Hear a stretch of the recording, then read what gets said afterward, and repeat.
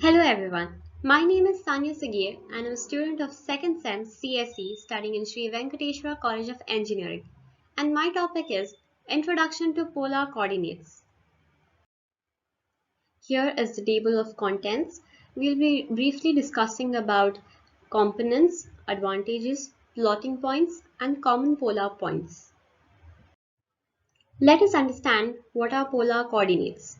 Polar coordinates represent a point in a plane by its distance from a fixed point and the angle made with a fixed reference axis.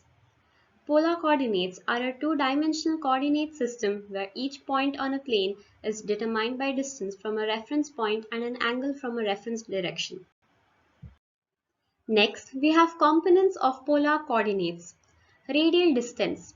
It represents the distance from the origin, which is pole, to the point. Positive value. It represents distance along the radial line. Negative value. It represents the same distance but in opposite direction. Next, we have angular measurement theta. It represents the angle formed between the reference axis and the line segment connecting the origin to the point. Range is typically measured in radians or degrees depending on convention. Positive angles, it is measured counterclockwise. Negative angles, it is measured from the reference axis. Here are advantages of polar coordinates. Simplicity in representing circular motion. Polar coordinates are particularly well suited for representing circular and rotational motion. The radial distance represents the distance from the origin, while the angle theta represents the direction or orientation of the motion. Natural representation of rotational symmetry. Many physical phenomena exhibit rotational symmetry, meaning they look the same way rotated around a central axis. Polar coordinates naturally capture this symmetry, making them useful in fields like physics and engineering, where rotational symmetry is common.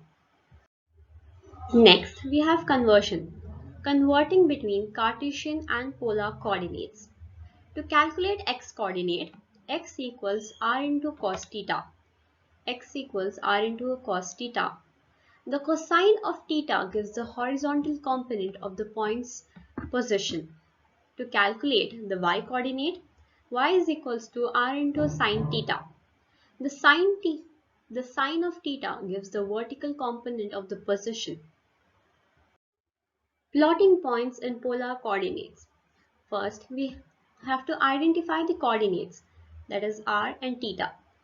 Determine the radial distance r and the angular measurement theta for the point. Next, we have locate the angle theta. Start from positive x-axis, which is the reference axis. Then rotate clockwise if theta is positive. Then rotate clockwise if theta is negative. Measure the radial distance. From the origin, move outward along the line that corresponds. Distance r determines how far from the origin you will plot the point. Common polar points. Points on the negative y-axis r, 270 degrees. Polar unit circle points. Special angles. Symmetric points. Polar intercepts. Origin 0, 0. Points on the polar axis r, 0. Points on the positive x-axis r, 0 degrees. Points on the positive y-axis r, 90 degrees. Points on the negative x-axis r, 180 degrees. Applications of polar coordinates. First, we have engineering. Designing machinery with rotating components such as turbines, propellers, and gears.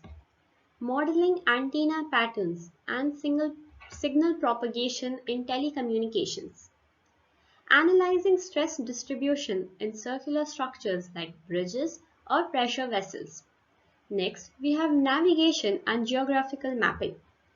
Determining positions and plotting routes, especially in polar regions where the curvature of the Earth is significant. Navigating ships and aircraft where polar coordinates offer representation of direction and distance from a fixed point. To conclude it, polar coordinates offer a powerful framework for describing spatial relationships, particularly in contexts involving circular or rotational movements. By representing points in terms of the radial distance r from a fixed origin and their angular position theta relative to a reference axis, polar coordinates provide a natural and intuitive way to analyze complex phenomena. Their applications span across various disciplines from physical engineering to mathematics and navigation, making indispensable tools for problem solving and visualization. Thank you for watching.